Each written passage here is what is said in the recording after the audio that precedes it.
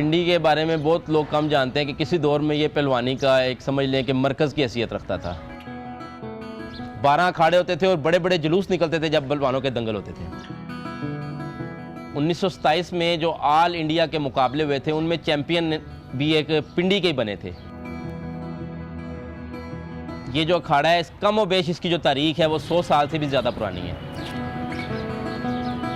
ये आखिरी अखाड़ा रह गया है, लेकिन हुकूमती सरपरस्ती ना होने की वजह से मैं अफसोस के साथ कहना पड़ता है कि अगर हुकूमत के यही रवैये रहे तो शायद ये अखाड़ा भी जो है तारीख की किताबों में चला जाए। पहले तो इस अखाड़े का नाम था मेन लियाकत बाग मरकज़ी अखाड़ा इसका नाम था, और अभी जितनी एरिया में है इससे इसका कई गुना एरिया बड़ा था। फलों के दरख्त लगे हुए थे और बिल्कुल एक नेचुरल इसकी एक ब्यूटी थी। लेकिन 1952 में हमारे उस्ताद जी रुस्तम रावलपिंडी बने, फिर उनकी एक जिसको कहते हैं ना कि काउंटलेस एफर्ट्स के बाद इसका नाम फिर हमने दारुल सेहत अखाड़ा दाद पहलवान रख दिया इस अखाड़े का नाम।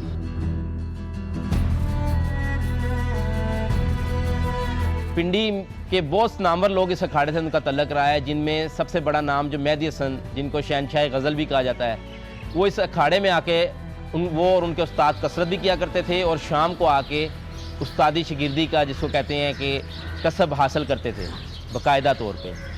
और उसके अलावा जो मौजूदा वफाकी वज़ीर रेलवे हैं शेख रशीद, उनका भी इस अखाड़े से तल्लक है, और उनके भतीजे शेख शाकर साहब वो भी यहाँ आते रहे हैं। और इसके अलावा जो आगा अब्दुल रशीद जिलानी मेयर रहे हैं, उनके वालिद साहब भी इस अखाड़े में आते रहे हैं, और भी बहुत से नामवर लोगों का इस अखाड़े से तल्लक रहा है। हमने अपने होश में इस अखाड़े में 25 से 30 पहलवान रोज़ाना सुबह शाम आते हुए ज़ोर करते हुए देखे हैं। लेकिन अफसोस के साथ कहना पड़ता है कि अब इस फ़न को इतना ज़वाल आ गया है कि लड़के जो है ना वो इस तरफ से हटते जा रहे हैं। उसकी मेन वजह हुकूमती सरपरस्ती ना होना।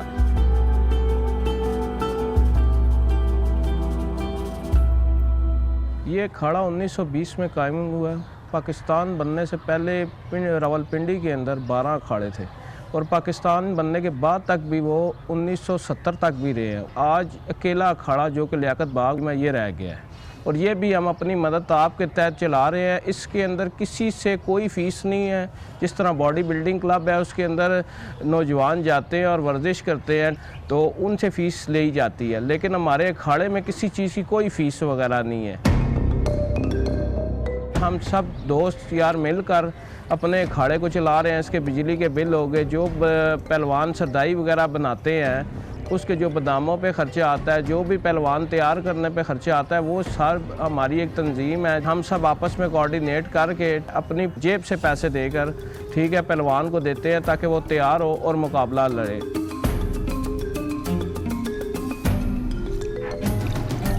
ये जो अखाड़ा है पहलवानों के लिए रखता है।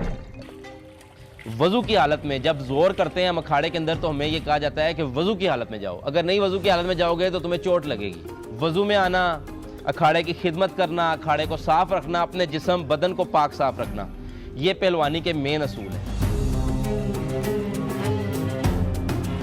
जिस तरह मैं एक मिसाल देता हूँ कि अक्सर बॉडी बिल्डिंग क्लब में मैं गया, क्योंकि होता है सर्दियों में हमारी ट्रेनिंग नहीं हो रही थी, हम कहते हैं चलो यार किसी क्लब का रुख करते हैं, तो वहाँ गाने लगे होते हैं, फोश कलामी लोग कर रहे होते हैं, एक दूसरे को जुगते मार रहे होते हैं। तो उस चीज़ की इस फ़न में इजाज़त नहीं है। इस फ़न में सरासर अदब है, और ये पूरी समझ लें एक माशरत है, पूरा एक इल्म है।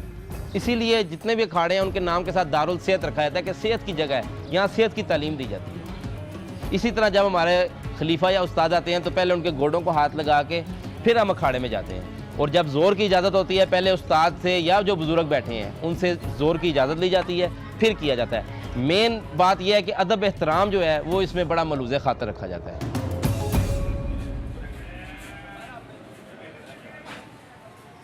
मेरा नाम मोहम्मद शफीक है। मैं इसी पिंडी शहर का रहने वाला हूँ। 12-13 साल की उम्र में था तो अपने बड़े भाई को देख के मुझे भी शौक़ पैदा हो गया पहलवानी का। माशा हालात ऐसे थे कि काम भी करना पड़ता था, और प्रिंटिंग प्रेस का मैंने काम किया साथ साथ। पहले तो हमारा अखाड़ा था ईदगाह कब्रस्तान में, ये बहुत पुरानी बात है। तो उसके बाद 93 में मैं अपने बड़े उस्ताद जी सादात पहलवान के अखाड़े में आ गया था। तो 93 से लेके अब तक हम यहाँ आते रहते हैं, अपना शौक़ पूरा करते हैं। हमारे उस्ताद भी अब इस दुनिया से गुजर गए हैं। तो ये हमारा नाम उस्ताद का दिया तोहफा है हमारे ये अखाड़ा, जिसे हम देखते हैं आगे हमारा बड़ा दिल खुश होता है।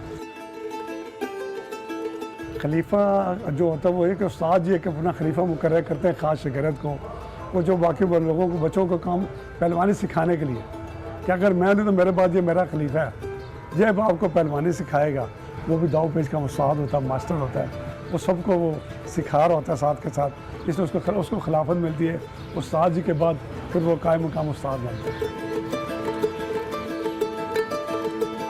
पहलवानों की खुराक स्टार्ट होती है जब लड़का इस अखाड़े में आता है, अखाड़ा गोड़ता है, करता है, आहिस्ता आहिस्ता जब उसको खुराक की ज़रूरत होती है हम स्टेप वाइज उसको बताते हैं। सबसे पहले जो है ना उसको हम बताते हैं बादामों की सरदाई।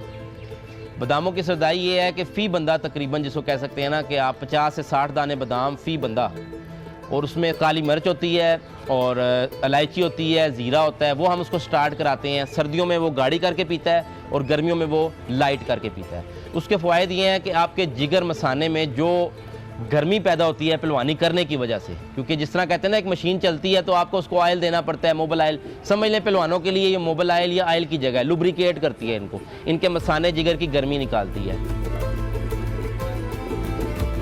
ज़्यादातर अक्सर जो लोग इस शौक में आते हैं वो गरीबों के बच्चे होते हैं, और गरीबों के बच्चे के पास खाने को कुछ नहीं होता। और जब खाने को कुछ नहीं होगा तो पहलवान कैसे बनेगा?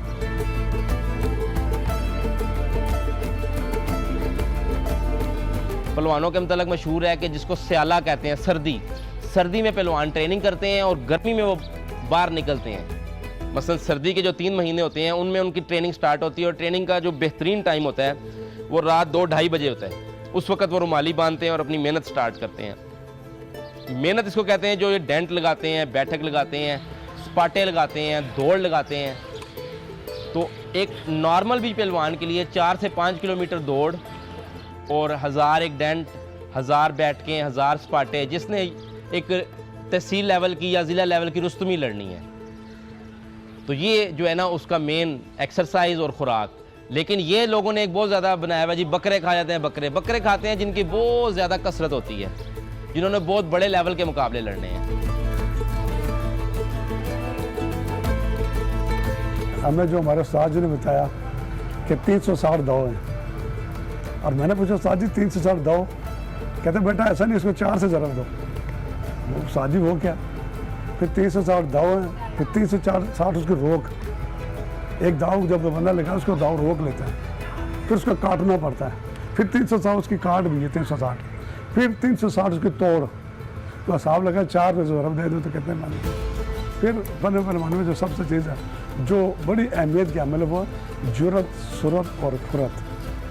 ये बड़ी कमाल चीज़ है। जुर्रत एक बंदा जब बच्चा जब पहलवानी सीख के ऊपर आता है, जो पहलवान था उसमें जुर्रत होने चाहिए सामने वाले को देखने की, उसका मत मुकाबला करने की कि मेरे सामने कुछ भी नहीं है। सूरत कि वो एकदम घबरा ना जाए, बिल्कुल कैम का बड़े सुकून से जाकर उसे पकड़े आराम से फुल अक्ल के साथ। और फुरत क्या होता है, जैसे उसने दाव लगा उसे फ़ौरन उसका तोड़ कर दे, फ़ौरन रोक लगा दी उसको। इस वक्त जुर्रत, सूरत और फुरत ये पहलवानी की बस चीज़ है।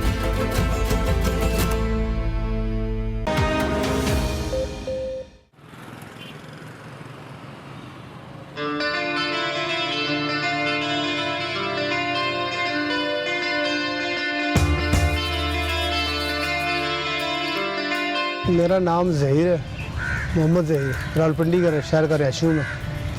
काम मैं करता हूँ लोहे का। ये रत्ता मराल का इलाका है, इस इलाके में होता है। पहलवानी का शौक़ जो है मेरे को बचपन से ही है। भाई भी बड़े करते थे, भाई को देख कर मुझे शौक़ हुआ। भाई ने मुझे पहलवानी सिखाई।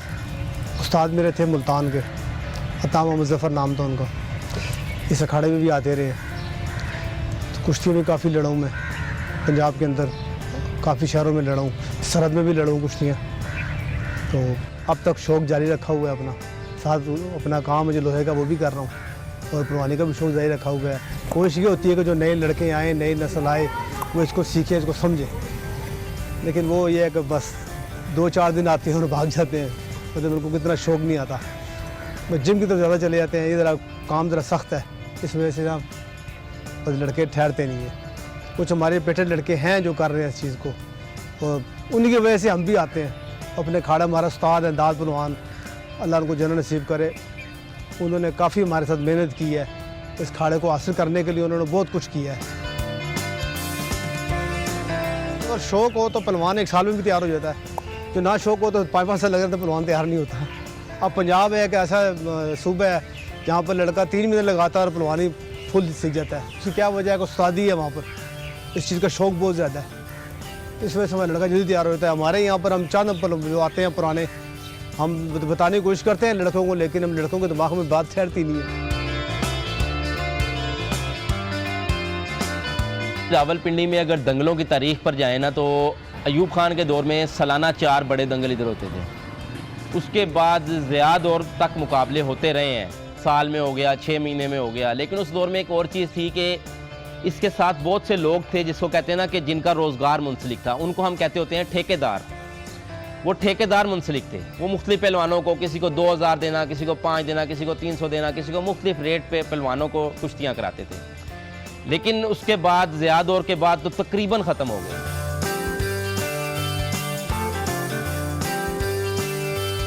पड़ोसी मुल्क है इंडिया, वहाँ आपके पाकिस्तान के बॉर्डर से लेके तकरीबन पूरे इंडिया में रोज़ाना मुकाबले होते हैं। रोज़ाना ट्रैक्टर और गाड़ियों से लेके लाखों रुपए नकदी तक को नकद इनामात देते हैं। और उनके लड़के जो ट्रेंड याफ्ता हैं वो कहाँ पूरी दुनिया में जगह जगह पे वो इवन दुबई में मुख्तलिफ जगहों पहलवानी की वजह से वो नौकरियां कर रहे हैं।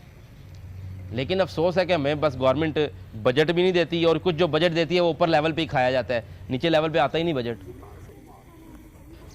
1.5 लाख रुपया, 1.5 लाख रुपये का हमने 2015 में आल पंजाब दंगल कराया और हुकूमत ने हमें सिर्फ 10,000 रुपया दिया। और ये भी उनका रवैया ये था कि 10,000 लेने ले लो, नहीं लेने तो हमें वापस कर दो। 1000 मिल जाता है, 2000 मिल जाता है कुर्सी लड़ने का। मतलब वो पहलवान को किसी उतने में तो वो तेल ही लगा लेता है बेचारा, महीने का 2-3 हज़ार का तो तेल ही लगा लेता है। फन पहलवानी का जहाँ तक ख़त्म होने का ताल्लुक है, सबसे बड़ा मैं उसको कसूरवार उठाऊँगा मीडिया को। हमारा मीडिया कसूरवार है। बेशक ये छोटा सा एक अखाड़ा है, लेकिन इसको सुबह शाम कवरेज मिले, लोगों को पता चले हैं बच्चे लोगों के बच्चे आते हैं, ये खेलते हैं अपने जिस्मानी नशो नुमा के लिए। चलो ना खाने को मिले ना सही, लेकिन है तो हैं, आ तो रहे हैं। अगर लोगों को दिखाते रहे कि मीडिया का इस अमल दखल होगा तो ये कभी भी इस पर सवाल ना आता। फिर कुछ ऐसा एक वक्त ऐसा आएगा कि हमारा नाम लेने में कोई भी नहीं होगा, तो फिर इन खाड़ों को कौन पूछेगा।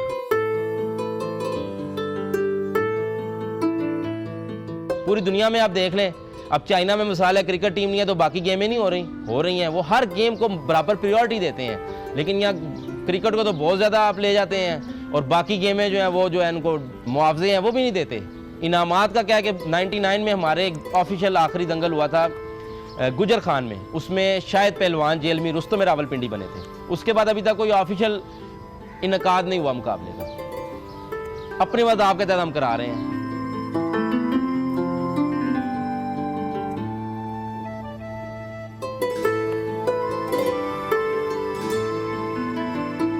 एक तो हमें रेसलिंग मैच चाहिए, फिर हमारे जो 8-10 लड़के हैं जो प्रॉपर सुबह शाम अखाड़े में आते हैं, उनका एक स्टाइपेंड होना चाहिए। उनका स्टाइपेंड मिनिमम 10,000 होना चाहिए, मैक्सिमम 30,000 भी हो सकता है, 40,000 भी हो सकता है। फिर हमारे पिंडी के अखाड़े के लिए एक नेशनल या इंटरनेशनल कोच होना चाहिए। पिंडी में और अखाड़े मंजूर किए जाएँ, क्योंकि जब मुख्तलिफ अखाड़े थे पिंडी में तो एक मुकाबले की फ़ज़ा थी, 2 लड़के यहाँ से तैयार होने, 2 किसी और अखाड़े से तैयार होने। अब पिंडी में वाहिद अखाड़ा है, और इवन मैं अफसोस कर कहता हूँ कि जेलम से लेके अटक तक जब भी मैं मुकाबले कराता हूँ, फूने करता हूँ, जेलम से लेके अटक तक पहलवानी ख़त्म हो गई है। मैं पिंडी की आवाम से अपील करता हूँ कि वो अखाड़े में आए और इधर अपने बच्चों को लेकर आए, ताकि फ़न पहलवानी दोबारा से ज़िंदा हो सके। नहीं तो ये हमारा अखाड़ा जो एक रह गया है ये भी बंद हो जाएगा, और इधर किसी न किसी महकमे ने अपनी बिल्डिंग बना लेनी है और ये एक ख्वाब बन जाना है कि इधर एक अखाड़ा था। हमारे पिंडी के बड़े बड़े फैक्ट्री मालिक लोग बैठे हुए हैं, अगर वो लोग हमारा साथ दें, हमारे पास आएँ, मेरी आवाज़ उन तक पहुँचती होगी या पहुँचेगी ज़रूर इंशाल्लाह। वो आके छोटे बच्चे जो हमारे, उनके बच्चों को सरपरस्ती करें, उनको सैलरी वगैरह लगाएँ, उनको मंथली ख़र्चा दें, वो पहलवान बने। फिर देखते हैं कि हमारे शहर का, हमारे लोगों का नाम किस तरह रोशन होता है, हमारे फ़न का नाम किस तरह रोशन होगा।